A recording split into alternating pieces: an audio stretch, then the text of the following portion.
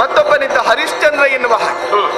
ಅಲ್ಲ, ಮದುವೆಯಾಗಿ ಅದೆಷ್ಟೋ ಕಾಲಗಳು ಸಂದು ಹೋದರೂ ಕೂಡ ಮಕ್ಕಳಿಲ್ಲ ಎನ್ನುವಂತಹ ಕೊರಗಿನ ಕಾಲಕ್ಕೆ ವರುಣದೇವನಿಗೆ ಹರಕೆಯನ್ನು ಹೊತ್ತು ಮಕ್ಕಳಾಗಬೇಕು ಎನ್ನುವ ಹಾಗೆ ಮಗು ಹುಟ್ಟಿದ ಬಳಿಕ ಹರಕೆ ಆ ಹರಕೆಯನ್ನು ತೀರಿಸುವುದಕ್ಕೆ ಹೋಗಲಿಲ್ಲ.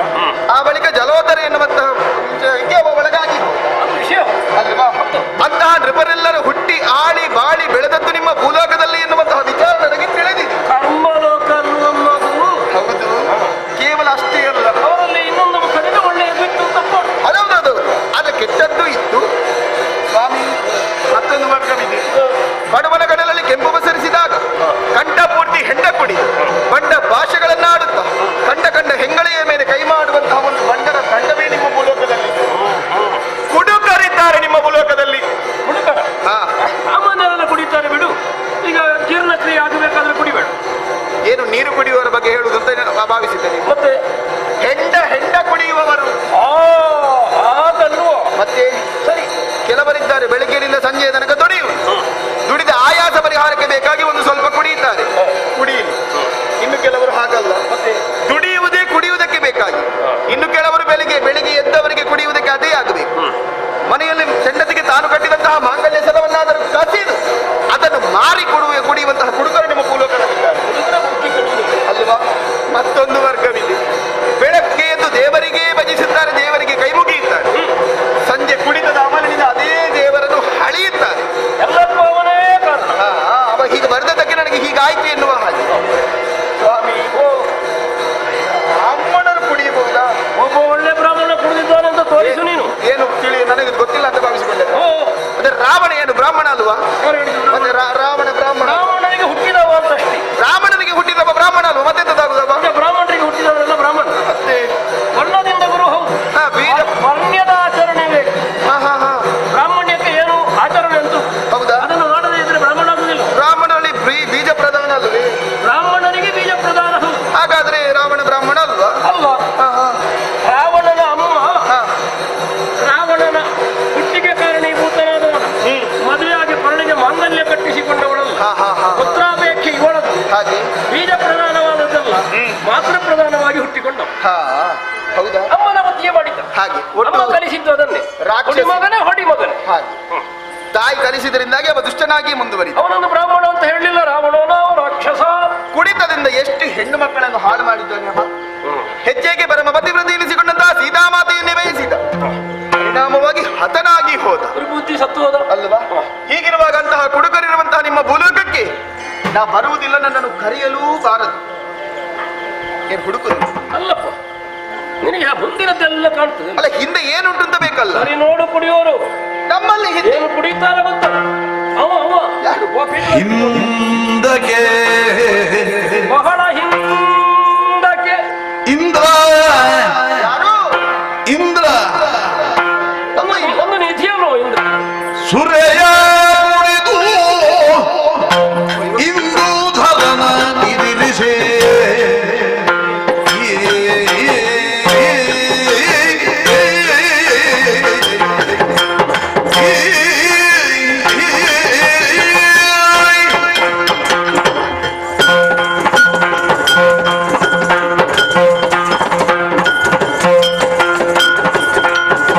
ಹಿಂದಕ್ಕಿಂದ ಸುರೆಯ ಕುಡಿದು ಇಂದು ಧರನ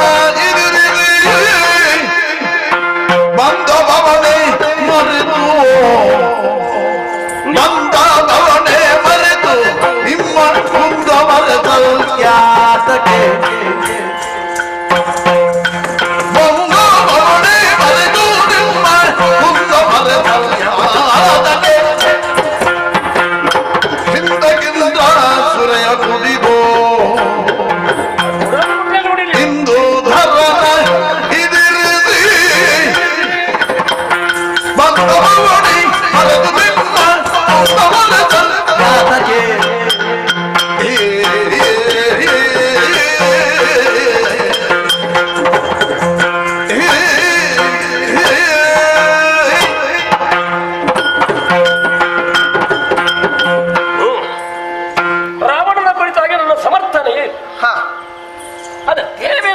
ಒಂದು ಪ್ರಕರಣದಲ್ಲಿ ಭಾಗಿಯಾದ ಅಂತ ಒಂದು ಹೇಳಿಕೆ ಉಂಟು.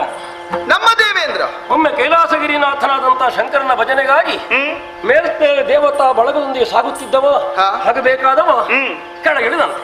ಹೌದು. ಕೆಳಗಿಳದ ಯಾಕೆ ಅಂತಲ್ಲ, ಅಂತದ ಭೂಮಿಯ ಮೂಲಕವಾಗಿ ಸಾಗುವುದಕ್ಕೆ ಹೊರಟ. ಹೋಗುವಾಗ ಅವನಿಗೆ ತೃಷಿ ಅಧಿಕವಾಯಿತು. ಕುಡಿಯುವುದಕ್ಕೆ ಏನು ಸಿಗಲಿಲ್ಲ. ಸರಿ. ಯಾವನೊಬ್ಬ ಸೊರೆಯ ಭಾಂಡವನ್ನು ಹೊತ್ತುಕೊಂಡು ಬರುವಾಗ ಅವನನ್ನು ಕರೆದು ಕೇಳಿ ತಾನು ಕುಡಿದನಂತೆ. ಹೌದಂತೆ. ಕುಡಿದ ಮತ್ತೆ ಕೆಲವರೆಲ್ಲ ವರ್ಣದ ಅಲಂಕಾರವಾಗಿ ಹೇಳಿದ್ರು, ಕುಡಿದದ್ದು ಎಂತದ್ದು, ಗಡಿಗೆನೆಲ್ಲ ಹೊಡೆದು ಹಾಕಿದ್ದಾನವ ಅಂತ. ಕುಡಿದವರ ಬುದ್ಧಿ ಕೆಡುತ್ತದೆ ಅಂತ ಅದರ ಅರ್ಥ ಅಷ್ಟೇ. ಸರಿ ಸರಿ. ದೇವಲೋಕ ಅಂದ್ರೆ ತಲೆಗೆ ಸಮಾನ, ಭೂಮಿ ಕಟ್ಟಿಗೆ ಸಮಾನ, ಪಾತಾಳ ಪಾದಕ್ಕೆ ಸಮಾನ. ತಲೆ ಕಟ್ಟೆ ಸೊಂಟ ಹಾಳಾಯಿತು ಕಾಲು ಹಾಳಾಯಿತು ಅಂತ ಹೇಳಲಿಕ್ಕಿಲ್ಲ. ಶಿರೋಭಾಗ ಸ್ಥಾನದಲ್ಲಿರುವಂತಹ ದೇವೇಂದ್ರ ಭೂಮಿಗೆ ಒಂದು ಕುಡಿದಾಗ ತಲೆ ಕೆಡುಕಾಯಿತು. ಮತ್ತೆ ಕೈಲಾಸಗಿರಿಯನ್ನು ಏರಿದ. ಅಲ್ಲಿದ್ದಂತೆ ಶಂಕರ ಅಲ್ಲವಾದ್ರೆ ಗಿರೀಶ ಅಲ್ಲಿ ಹೋಗಿ ಅವನನ್ನು ಕಂಡು ಬಾಯಿನ ತೊದಲು ಮಾತುಗಳಿಂದ ಹೇಳಿ ತನ್ನ ವಜ್ರಾಯುಧವನ್ನು ಘಾತಿಸುವುದಕ್ಕೆ ಹೊರಟನಂತ. ಹೌದಂತೆ. ಹೌದು. ಆವಾಗ ಶಂಕರ ಕಣ್ಣು ಬಿಟ್ಟು ಸುಡುತ್ತೇನೆ ಎನ್ನುವಾಗ ಆಚಾರ್ಯರು ಬಂದರು. ಆಚಾರ್ಯರೇ ಬಂದು ತಡೆದು ಸರಿ ಇವನ ಜೀವವನ್ನು ಅವನು ಉಳಿಸಿದ್ದನ್ನು ಅವನಿಗೆ ಜೀವ ಎಂಬ ಹೆಸರಾಯಿತು. ಆಮೇಲೆ ಕಥೆಯನ್ನು ಹೇಳಿ ಇಂದ್ರನನ್ನು ಉಳಿಸಿಕೊಂಡರು. ಹೇಗೋ ಬಂದ ಕುಡಿದವ, ಹೇಗೋ ಬಂದ ಭಾವನೆ ಅದೆಲ್ಲ ಮರೆತು ಹೋಗ್ತದೆ. ಹೇಗೆ ನಡೆದ ಘಟನೆ ಹೌದು. ಆದ್ರೆ ದೇವೇಂದ್ರನದ್ದು ಇದರಲ್ಲೂ ಏನು ತಪ್ಪಿಲ್ಲ. ತಪ್ಪೇ ಇಲ್ಲವೇ ಇಲ್ಲ. ಹೇಗೆ ಹೇಳು? ದೇವೇಂದ್ರ ಕುಡ್ದದ್ದಲ್ಲ ಸ್ವಾಮಿ, ಮತ್ತೆ ದೇವೇಂದ್ರನಿಗೆ ಹಿಡಿದು ಕುಡಿಸಿದ್ದು. ಎಂತದ್ದು? ಮೂಗಿ ಹಿಡಿದು ಬಾಯಿಗೆ ಸುರಿದದ್ದ ಅಲ್ಲ. ಕುಡಿಯಬೇಕೆನ್ನುವಂತ ಉದ್ದೇಶ ದೇವೇಂದ್ರ ಹೋದದ್ದಲ್ಲ. ಅವ್ರು ಹೋದ ಮೇಲೆ ಕುಡಿದ ಕೈಲಾಸಕ್ಕೆ ಹೋಗುವಂತಹ ಕಾಲಕ್ಕೆ ಭೂಮಿಗಿಳಿದದ್ದು ಹೌದು. ಭೂಲೋಕಕ್ಕೆ ಇಳಿದಾಗ ಅವರಿಗೆ ನೋಡಿ ಬಾಯಾರಿಕೆ ಪ್ರಾರಂಭ ಆಯ್ತು. ಒಮ್ಮೆ ಬಂದವರಿಗೆ ಇಷ್ಟ ಆಗ್ತದೆ, ಯಾವತ್ತಿರುವವರಿಗೆ ಇಷ್ಟ ಆಗ್ಲಿಕ್ಕಿಲ್ಲ. ಏನು ಮಾಡುವುದು? ಬಾಯಾರಿಕೆ ಆದಾಗ ಕುಡಿಯುವುದಕ್ಕೆ ನಿಮ್ಮ ಭೂಲೋಕದಲ್ಲಿ ಒಂದು ತೊಟ್ಟು ನೀರು ಸಿಗ್ಲಿಲ್ಲ ದೇವೇಂದ್ರನಿಗೆ. ಹಾಗೆ ಅದು ಆಗ ಸಿಕ್ಕಿದ್ದು ಅವನಿಗೆ ಸಿಗುವುದಿಲ್ಲ. ಅವನಿಗೆ ನೀರು ಸಿಗದ್ರೆ ಸುರಿ ಆಗ್ತದೆ. ಸುರಿ ಬೇಕು ಅಂತಲ್ಲ, ಅದು ಮೋಸ. ನಿಮ್ಮ ಭೂಲೋಕದಲ್ಲಿದ್ದಂತಹ ಕುಮ್ಮನಿಕುಮ್ಮ ಎನ್ನುವಂತಹ ದಾನವರು ದೇವೇಂದ್ರನನ್ನು ಸೋಲಿಸಬೇಕೆನ್ನುವಂತಹ ಉದ್ದೇಶದಿಂದ ಆ ಕಾಲಕ್ಕೆ ಒಬ್ಬ ಸೂರ್ಯ ಮಾರುವವನಾಗಿ ಮತ್ತೊಬ್ಬ ಅದರಲ್ಲಿ ಅಣುವಾಗಿ ಸೇರಿಕೊಂಡ ಬಂದಂತಹ ದೇವೇಂದ್ರನಿಗೆ ಕುಡಿಸಿದರು. ಕುಡಿದಂತಹ ದೇವೇಂದ್ರನಿಗೆ ಕೈಲಾಸದ ತನಕ ಹೋಗುವುದಕ್ಕೆ ಗೊತ್ತುಂಟಂತೆ. ಹೋಗಬೇಕಾದದ್ದು ಕೈಲಾಸಕ್ಕೆ ಎನ್ನುವುದು ತಿಳಿದಿದೆ ಅಂತ. ಕೈಲಾಸದಲ್ಲಿರುವವರು ಪ್ರಭು ಪರಮೇಶ್ವರ ಎನ್ನುವುದನ್ನು ತಿಳಿಯದಂತಹ ಅಪ್ರಬುದ್ಧನೇ ಅವ. ಆದ್ರೆ ಪ್ರಬುದ್ಧತೆ ತೋರಿಸಲಿಲ್ಲ. ಅದಕ್ಕೆ ಕಾರಣ ದೇವೇಂದ್ರನ ಒಳಗೆ ಸೇರಿದಂತಹ ಅನುರೂಪದ ರಾಕ್ಷಸ ಏನು ಮಾಡಿದ? ಕೆರಳಿಸಿದ ಒಳಗಿಂದ. ಹೌದೌದೌದು. ಆ ಕಾಲಕ್ಕೆ ಹಿಡಿದ ವಜ್ರಾಯುಧದಿಂದ ಹೊಡೆದ. ತಪ್ಪು ದೇವೇಂದ್ರನದ್ದ? ಈಗ ದೇವೇಂದ್ರ ತಪ್ಪು ಮಾಡ್ಲಿಲ್ಲ. ಇಲ್ಲ, ರಾಕ್ಷಸರು ತಪ್ಪು ಮಾಡಿಸಿದ್ದು. ಅವರ ದುರ್ಬುದ್ಧಿಯಿಂದ ಇಷ್ಟ ಅದು. ಹೌದು. ಈ ಶಂಕರ ದೇವರಿಗೆ ತಲೆ ಸರಿ ಇಲ್ವೇ? ಯಾಕೆ? ಅಲ್ಲ, ದೇವೇಂದ್ರ ಏನು ತಪ್ಪು ಮಾಡಲಿಲ್ಲ, ಶಂಕರ ದೇವರಿಗೆ ಗೊತ್ತೇ ಆಗಲಿಲ್ಲ. ಅವರು ಕಣ್ಣು ಬಿಟ್ಟದ್ದು. ಹೌದು. ಕಣ್ಣು ಬಿಟ್ಟು ಸುಡುವುದಕ್ಕೆ ಹೊರಟದ್ದು. ನಿಜವಾಗಿ ಶಂಕರ ದೇವರಿಗೆ ಗೊತ್ತಾಗಬೇಡುವ, ನಾವೇ ಕೊಟ್ಟವನವ, ಅವನ ಬುದ್ಧಿ ಅಲ್ಲ ಇದು, ಯಾರು ಕೊಡಿಸಿದ್ದಾರೆ, ಅದೇನು ಮಾಡ್ಲಿಲ್ಲ. ಶಂಕರ ದೇವರು ಕಣ್ಣು ಬಿಟ್ಟಿದ್ದಾರೆ ಅಂದ್ರೆ ಅರ್ಥ ಏನು? ಸ್ಥಾನದಲ್ಲಿ ಇದ್ದವನು ತನ್ನತನವನ್ನು ಮರೆತು ವ್ಯವಹರಿಸಿದ್ದಕ್ಕೆ ದಂಡನೆಯನ್ನು ಕೊಟ್ಟದ್ದವ. ಆದ್ದರಿಂದ ಅವನಿಗೆ ಶಿಕ್ಷೆ ಆದದ್ದು. ಹೋಗ್ಲಿ, ಕೆಳಗೆ ಯಾಕೆ ಹೋದ? ಉತ್ತರ ಉಂಟ ನಿಮ್ಮ ಹತ್ರ? ಒಂದೇ ಮಾತು ನಮ್ಮಲ್ಲಿ ಹುಡುಗರು ಹೇಳುದು, ಅವ ಕುಡಿಲಿಕ್ಕೆ ಹೋದದ್ದು, ಬೇರೆಂತದ್ದಕ್ಕಲ್ಲ. ಹಾಗೆ ಕುಡಿಬೇಕಂತ ದೇವಲೋಕದಲ್ಲಿ ಅಮೃತ. ಹೌದು, ಅಮೃತ ದೇವಲೋಕ ಇರುವುದು ಅಮೃತ ಅಲ್ಲ, ಇದು ಅಮೃತವಲ್ಲ. ಶರದಿ ಮತದಲ್ಲಿ ಹುಟ್ಟಿಕೊಂಡದನ್ನು ದೇವತೆಗಳೇ ಕೊಟ್ಟದ್ದು. ನಾವು ಕೊಟ್ಟದ್ದು ರುಚಿ ಉಂಟಾ ರುಚಿ ಕೆಟ್ಟಿದ ಅಂತ ನೋಡ್ಲಿಕ್ಕೆ ಬಂದದಿರ್ಲಿಕ್ಕೆ ಸಾಕು ಹೇಳಿದ್ದು ನಾನು. ಹೇಳುವವರು ಹೇಳ್ತಾರೆ ಹಾಗೆ ಅಲ್ಲ. ಈಗ ನೀವು ಕೂಡ ಹೇಳುದು ಹಾಗೆ, ಅವ ಹಾಗೆ ಮಾಡಿ ಇವ ಹೀಗೆ ಮಾಡಿದ. ನಮ್ಮವರು ಹಾಗೆ ಕತೆ ಹೇಳುದಕ್ಕೂ ಹಾಗಿರಬಹುದು. ದೇವೇಂದ್ರ ಹೀಗೆ ಮಾಡಿದ ಒಂದು ಕತೆ ಆರಂಭವಾಗಿದೆ ನಿಮ್ಮ ಭೂಲೋಕದಲ್ಲಿ ದೇವೇಂದ್ರ ಕುಡಿದ್ರಿಂದ. ಹೌದಪ್ಪ ಅಲ್ವಾ? ಜಲಂಧರನಲ್ಲಿ ದೊಡ್ಡದಾಗಿದೆ. ಅವ ಬಂದಿದ್ದ ಇಲ್ಲಿಗೆ ಬಂದಿದ್ದ ಬಂದು ಒಂದಕ್ಕೊಂದು ಆಗಲಿಲ್ಲ. ಮತ್ತೆ ಕೊನೆಗೆ ಶಂಕರ ದೇವರು ವಿಷ್ಣು ದೇವರು ಸೇರಿಕೊಂಡು ಬಂದ್ರು. ಈಗ ನಿಮ್ಮಂತವರು ನಿಮ್ಮ ಲೋಕದವರು ಮಾಡಿದ್ದನ್ನು ಏನೆಲ್ಲ ಅನರ್ಥವಾಗಿ ಹೋಯಿತು ನೋಡು. ದೇವೇಂದ್ರ ಒಂದು ಕುಡಿದ್ರಿಂದ. ನೀನು ಈ ಕುಡುಕರ ಕತೆ ಬಿಟ್ಟು ಏನು ಒಳ್ಳೆಯವರ ಕತೆ ಬರುವುದಿಲ್ಲ. ನಿಮ್ಮ ಭೂಲೋಕದಲ್ಲಿ ಒಳ್ಳೆಯವರು ಇದ್ರೆ ಅಲ್ವಾ? ಎಲ್ಲ ಗಂಡಸರು ಒಳ್ಳೆಯವರಲ್ವ? ಕೇವಲ ಕುಡುಕರು ಮಾತ್ರ ಅಲ್ಲ.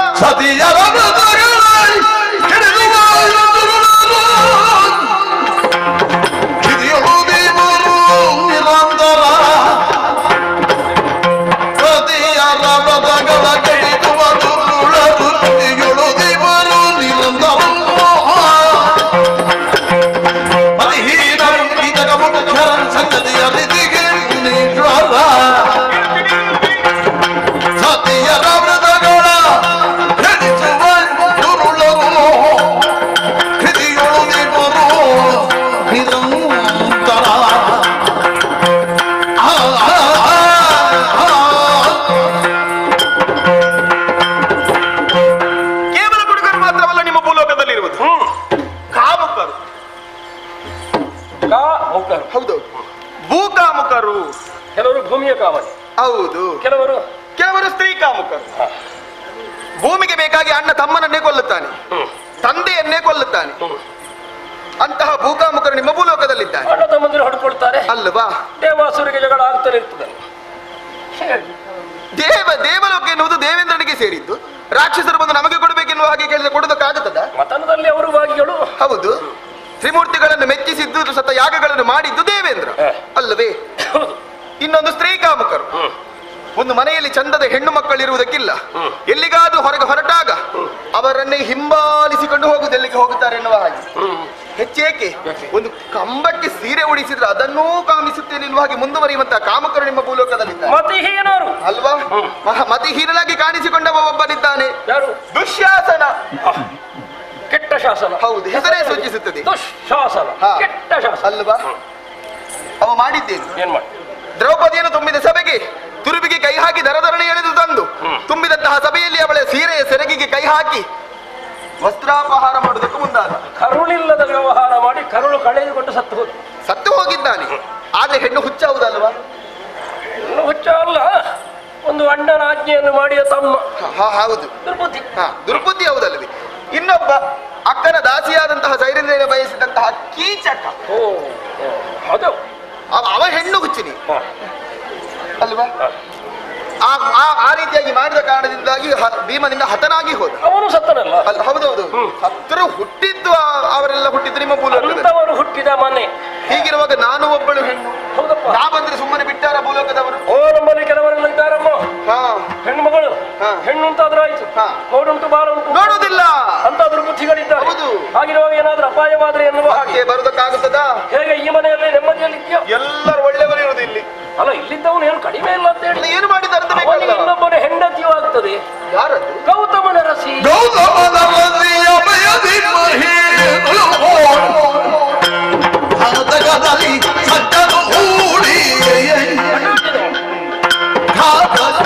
ಸಂಜನು ಹೂಡಿ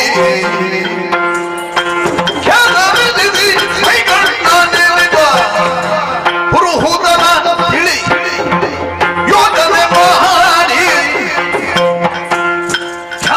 ನೆನೆಸಿ ಮೈ ಕಣ್ಣ ನೆನೆಗೊಬ್ಬುದನ ತಿಳಿ ಯೋಜನೆ ಮಾಡಿ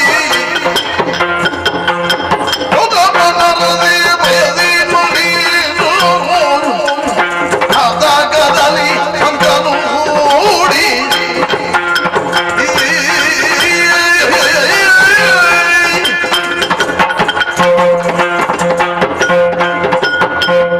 ಬ್ರಹ್ಮನಿಗೆ ಮಗಳು. ಕೊರತೆ ಇಲ್ಲದವಳು, ಕುರೂಪ ಇಲ್ಲದವಳು ಎನ್ನುವ ಅರ್ಥದಿಂದ ಅಲ್ಲಿ ಸರಿ. ಅವಳು ಪ್ರಾಯಪ್ರಬುದ್ಧಿಯಾದಂತಹ ಕಾಲಕ್ಕೆ ಅವಳು ವಿವಾಹಕ್ಕಾಗಿ ವಿಧಿಯೊಂದು ಬಣವು ನಿರ್ಣಯಿಸಿದಂತೆ ತಿಳಿದು ದೇವೇಂದ್ರ ಬಂದವರು ಪ್ರಪಂಚ ಪರ್ಯಟನ, ಭೂ ಪರ್ಯಟನೆಯ ಪುಣ್ಯ ಸಂಪಾದನೆಗಾಗಿ ವಾಹನ ಬಂದೇರಿ ಹೊರಟ. ಸರಿ. ಗೌತಮನು ತಾನು ಬಂದು ಬಣದಲ್ಲಿ ಗೆದ್ದ. ಅದಾಗ ಪ್ರಸವಿಸುತ್ತಿರುವಂತಹ ಕಪಿಲೆಯನ್ನು ಸುತ್ತು ಬಂದು ಭೂ ಪರ್ಯಟನೆ ಪುಣ್ಯ ಸಿದ್ಧವಾಯಿತು ಎನ್ನುವನ್ನು ಸ್ಥಾಪಿಸಿ ಅಹಲ್ಯೆಯನ್ನು ಮದುವೆಯಾಗಿ ಹೋದ. ತಿರುಗಾಟ ಮಾಡಿ ಬಂದ ದೇವೇಂದ್ರನಿಗೆ ಹೆಣ್ಣು ತಪ್ಪಿತು ಅಂತ ಗೊತ್ತಾಯಿತು. ಮುನಿಸಿದ. ಕೇಳಬಹುದಿತ್ತು ಬ್ರಹ್ಮನನ್ನು, ಆಕ್ಷೇಪಿಸಬಹುದಿತ್ತು ಗೌತಮನು ಮಾಡಿದ ಕ್ರಮವನ್ನು. ಎರಡನ್ನೂ ಮಾಡಲಿಲ್ಲ. ಇಂದು ಸಿಗದಿದ್ರೆ ಮುಂದೆ ನೋಡ್ತೇನೆ ಎನ್ನುವಂತ ಸಣ್ಣ ಮಾತನ್ನಾಡಿ ಹೋದರಂತೆ. ಗೃಹಸ್ಥಾಶ್ರಮಿ ಅಂತ ಗೌತಮನು ಮಗನಿಗೆ ಅಪ್ಪನಾಗಿ ಯೋಗ್ಯವಾಗಿರುತ್ತಿರುವಂತಹ ಒಂದು ಕಾಲದಲ್ಲಿ ನಡು ನಿಶೆಯಲ್ಲಿ ಮೇಲಿದ್ದ ದೇವೇಂದ್ರ ಕೆಳಗಿಳಿದು ಒಂದು ಪ್ರಾತಃ ಕಾಲವಾಯಿತು ಸನ್ನಿವೇಶ ಸೃಷ್ಟಿಸಿ ಗೌತಮನು ನದಿ ತೀರಕ್ಕೆ ಜಪ ತಪಾದಿಗಳಿಗೆ ಹೋಗುವಂತೆ ಮಾಡಿ ತಾನು ಗೌತಮನೇ ಆಗಿ ಒಳ ಹೊತ್ತ. ಯೋಚನೆ ಮಾಡಮ್ಮ, ಏನು ಒಂದು ಋಷಿ ವೇಷ ಮಾಡಲಿಕ್ಕೆ ಎಷ್ಟು ಕಷ್ಟ ಉಂಟು. ಈ ಗಡ್ಡ ಮೀಸೆ ಎಲ್ಲ ಬೆಳೆಸಿಬೇಡು ಮಾಡಿ ಒಳ ಹೊತ್ತ. ಅಲ್ಲಿ ಹೋಗಿ ತನ್ನ ಅಪೇಕ್ಷೆಯನ್ನು ಹೇಳಿದ. ಆಮೇಲೆ ಅವಳನ್ನು ಮಾತಿನ ಮರೆಯಿಂದಲಾಗಿ ವಶಗೊಳಿಸಿ ಅಹಲ್ಯನ್ನು ಭೋಗಿಸಿದ. ಹೋದಂತ ಮುನಿಪನಿ ಗೊತ್ತಾಯ್ತು, ನದಿ ಎಚ್ಚರಿಸಲಿಲ್ಲ, ಬೆಳಗಾಗಲಿಲ್ಲ. ಏನು ತಿಳಿಯೋಣ ಆತುರಾತುರವಾಗಿ ಮನೆಗೆ ಬಂದ ಕಾಲಕ್ಕೆ ಅಹಲ್ಯ ಭೋಗವನ್ನು ಹೋಗುವಂತ ದೇವೇಂದ್ರನನ್ನು ಕಂಡ. ಮುನಿದ, ಯಾವುದನ್ನು ಬಯಸಿ ಬಂದೆಯೋ ನಿನ್ನ ಮೈ ತುಂಬ ಅದೇ ಆಗಲಿ ಅಂತ ಆಡಿದ. ಸಹಸ್ರಾಕ್ಷ. ಹೌದಪ್ಪ, ಹೇಳ್ತಾರೆ ಸಹಸ್ರಾಕ್ಷ. ಒಳ್ಳೆ ಹೆಸರು ಸಿಕ್ಕಿದೆ ದೇವೇಂದ್ರ. ನಾವೆಲ್ಲ ಸಹಸ್ರಾಕ್ಷ ಅಂತ ಹೇಳುವುದಕ್ಕೂ ಅದು ನಾವು ವಿಷ್ಣು ಸಹಸ್ರನಾಮದ ಕಾಲದಲ್ಲಿ ಹೇಳು ಸಹಸ್ರಾಕ್ಷ ಸಹಸ್ರಪಾತ್. ಮತ್ತೆ ದೇವೇಂದ್ರ ಕುರಿತು ಹೇಳುದು ಯಾಕೆ ಗೊತ್ತಾ? ಏ ಪುಣ್ಯಾತ್ಮ, ನಿನ್ನ ಮೈಯಲ್ಲಿ 1000 ಕಣ್ಣು ಆದದ್ದು ಯಾಕೆ ಅಂತ ಗೊತ್ತುಂಟು? ನಮ್ಮ ಮನೆಯಲ್ಲಿ ಜೌವಂತಿ ಹೆಣ್ಮಕ್ಕಳಿದ್ದಾರೆ, ಇದ್ದವರು ಬೇಡ ಅಷ್ಟೇ. ಅಷ್ಟೇ ಕೇಳು. ಅದರಿಂದ ಹೇಳಿದ್ದು ಏನು? ಗುರುಹೂತನ ತಿಳಿ, ಕಲಕು ನೀರಿನಲ್ಲಿ ನೋಡಬೇಡ, ತಿಳಿ ನೀರಿನಲ್ಲಿ ನೋಡು, ವಿಚಾರವು ಮಾಡಿ ನೋಡು. ದೇವೇಂದ್ರನಿಗೆ ಮೋಸ ಆದ ಕಾರಣದಿಂದ ಅವ ಹೀಗೆ ಮಾಡಿದ್ದು. ಮೋಸಕ್ಕೆ ಹಾಗಲ್ಲ, ಸ್ವಯಂವರ ಕಾಲದಲ್ಲಿ ಅವನಿಗೆ ಮೋಸ ಆದದ್ದಲ್ವ? ಹಾಗಾಗಿ ದೇವೇಂದ್ರ ಅಲ್ಲಿಯ ತನಕ ಹೋಗುವ ತನಕ ಅವ ಹೋದದ್ದು ಗೌತಮನಾಗಿ, ಆದ್ರೆ ಅಹಲ್ಯೆಯ ಮುಂದೆ ಪ್ರಕಟವಾದದ್ದು ದೇವೇಂದ್ರನ ರೂಪದಲ್ಲಿ ಅಲ್ವಾ? 2 ಕೈ ಸೇರಿದ್ರೆ ಮಾತ್ರ ಚಪ್ಪಾಳೆ ಆಗುವುದು ಅಲ್ವೇ? ಅವಳ ದೌರ್ಬಲ್ಯವನ್ನು ಇವನು ಉಪಯೋಗಿಸಿಕೊಂಡ. ಅವಳಿಗೂ ಮನಸ್ಸಿದೆ, ಇವನಿಗೂ ಮನಸ್ಸಿದೆ. ಅವಳ ದೌರ್ಬಲ್ಯವನ್ನು ಇವನು ಉಪಯೋಗಿಸಿ, ಆ ಕಾರಣದಿಂದಾಗಿ ದೇವೇಂದ್ರ ಭೋಗಿಸಿದ್ದು ಹೌದು. ಎನ್ನುವುದರಿಂದಲೂ ಅವನಿಗೆ ಅಹಲ್ಯ ಜಾರ ಎಂಬ ಹೆಸರು. ಈಗ ತಪ್ಪು ಮಾಡಿದವನಿಗೆ ಹೆಸರು ಬರ್ತದೆ. ಆದ್ರಿಂದ ನಿನಗೆ ತಿಳಿದ ಹಾಗೆ ನೀನು ಹೇಳುದು, ನನಗೆ ತಿಳಿದ ಹಾಗೆ ನಾನೇ ಹೇಳುದು. ನಾವಿಬ್ಬರು ಸರಳ ರೇಖೆಗಳಾಗಿ ಹೋದೆವು ಅಂತಾರೆ, ಕತೆಗೊಂದು ತುದಿ ದೊರೆಯಿತು. ಆ ಎಲ್ಲ ವಿಷಯವನ್ನು ಬಿಡೋಣ. ಕತೆ ಹೇಳುದಕ್ಕೆ ಹೊರಟದ್ದು ಯಾಕೆ? ನನಗೆ ಬರುವುದಕ್ಕೆ ಮನಸ್ಸಿಲ್ಲ. ಈಗ ಬರಬೇಕಾದ್ರೆ ಏನಾಗಬೇಕು? ಅಲ್ಲ, ಏನು ಮಾಡುತ್ತೀರಿ ನೀವು? ಈಗ ನಾನು ಹೇಳಿದ್ರೆ ಆಗುವುದಿಲ್ವ? ಯಾರನ್ನು ಹೇಳಿಸಬೇಕು? ಯಾರಿಂದ ಹೇಳಿಸ? ಬ್ರಹ್ಮನಲ್ಲಿ ಮಗಳನ್ನು ಮದುವೆ ಆದವ ಬಂದು ನನಗೆ ಹೇಳುದ? ವಿಷ್ಣುವಿನಲ್ಲಿ ಹೆಂಡತಿಗೆ ಎದೆಯಲ್ಲಿ ಸ್ಥಾನ ಕೊಟ್ಟವ ಹೇಳುವುದಕ್ಕೆ ಜನವ? ಮತ್ತೊಮ್ಮೆ ದೇವೇಂದ್ರನಲ್ಲಿ ನನ್ನ ಕಾಲು ಹಿಡಿದು ಹೋಗುವವ. ಯಾರನ್ನು ಆಗುವುದಿಲ್ಲ ಅಂತ ನೀನು ನೋಡಿದದು ಒಬ್ಬನೇ. ಯಾರು? ಖಂಡಾವರ ಶಿವ.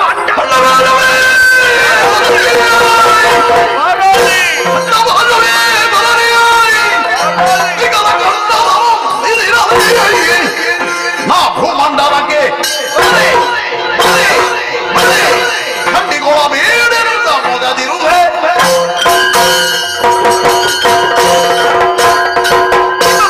ಬರುವುದಕ್ಕೆ ಮನಸ್ಸಿಲ್ಲ, ಬರುವುದಿಲ್ಲ ಎನ್ನುವ ಹಾಗೆ ಹೇಳುವುದಕ್ಕೆ ಹೊರಟರೆ ಹೇಗಾದರೂ ಮಾಡಿ ನನ್ನನ್ನು ಕಳೆದುಕೊಂಡು ಹೋಗಬೇಕೆನ್ನುವಂತಹ ಛಲ ಅಲ್ವಾ ನಿಮಗೆ? ಏನು ಬರುವಾಗ ಹೇಳಿ ಬಂದದ್ದುಂಟ? ನಂದಿನನ್ನು ಕರೆದುಕೊಂಡು ಹೋಗುತ್ತೆ, ಕರೆದುಕೊಂಡು ಬರುತ್ತೇನೆ. ಗಟ್ಟಿ ಹೇಳಿದ್ದೇನೆ, ನಿನ್ನ ಅಮ್ಮನನ್ನು ಕರ್ಕೊಂಡು ಬರ್ತೇನೆ. ಹೌದಾ? ಆ ಮೂಲಕವಾಗಿ ನಿಮಗೊಂದು ಹೆಸರು ಸಂಪಾದಿಸಬೇಕೆನ್ನುವಂತಹ ಚಟ ಅಲ್ವಾ ನಿಮಗೆ? ನನಗೆ ಎಂತದಕ್ಕಮ್ಮ ಹೆಸರು? ಹೌದಾ? ನೀನು ಬಂದ್ರೆ ಹೆಸರು ಬರುವುದು ನಿನಗೆ. ಏನು? ಖಂಡಪರಶುವೆ. ಖಂಡಪರಶುವೆ ನಿಮ್ಮ ಭೂಲೋಕಕ್ಕೆ ಕೆಂಡದ ಬಳಿಯೇ ಸುರಿಯಲಿ. ಭೂಮಂಡಲ ಇಬ್ಬರಾಗಿ ಭೂಮಂಡಲವರು ಬರಲಾರೆ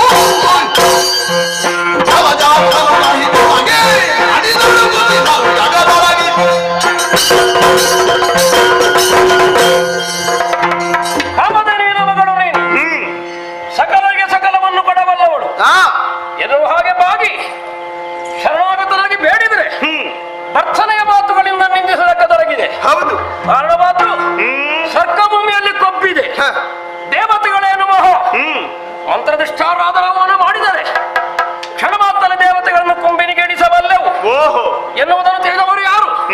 ಜಲಜಾಕ್ಷರ ಸಹಿತ ಮಗೆ ಮಣಿದನು ಕುತಿಹನು ಜಗದೊಳಗೆ. ಅವನ ನಡೆ ನಮಗೆ ಅರ್ಥವಾಗದೆ ಹೋಯಿತಲ್ಲೂ.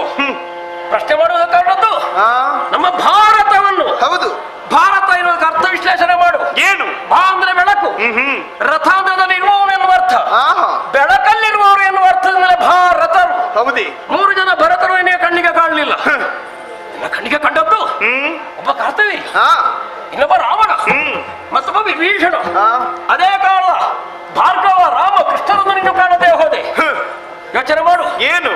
ವಾರಿಜನಾಭನಾದಂತಹ ಶ್ರೀಹರಿಯಾದರೂ ಮನಸಾ ಇಚ್ಛಿಸಿದ ಭೂಮಿ ಅದು. ದುಷ್ಟದ ಮನಕ್ಕಾಗಿ ಧರ್ಮೋದ್ಧಾರಕ್ಕಾಗಿ ಹಲವು ಅವತರಣವನ್ನು ಮಾಡಿದಂತಹ ಕ್ಷೇತ್ರವನ್ನು ಅರ್ಥ ಮಾಡಿಕೊ. ಇರಲಿ, ಮತ್ಸ್ಯನಾಗಿ, ಕೂರ್ಮನಾಗಿ, ವರಾಹನಾಗಿ, ನಾರಸಿಂಹನಾಗಿ, ಭಾರ್ಗವನಾಗಿ, ವಾಮನಾಗಿ, ರಾಮಕೃಷ್ಣನಾಗಿ ಬಂದದ್ದು ನಮ್ಮಲ್ಲಿಗಲ್ಲದೆ ಬೇರೆಲ್ಲಿಗಲ್ಲ. ಅದಕ್ಕೆ ಇಂದ್ರ ಹುಟ್ಟಿದ್ದಲ್ಲಿ ಕೈಯ ವಜ್ರಾಜ ಯಾರ ಬಲಿದ? ದಿಗಜ ಬರಲಿ ಎಷ್ಟು ಮಂದಿಗಳಿಂದ ಹೋದವರು ಅರ್ಥ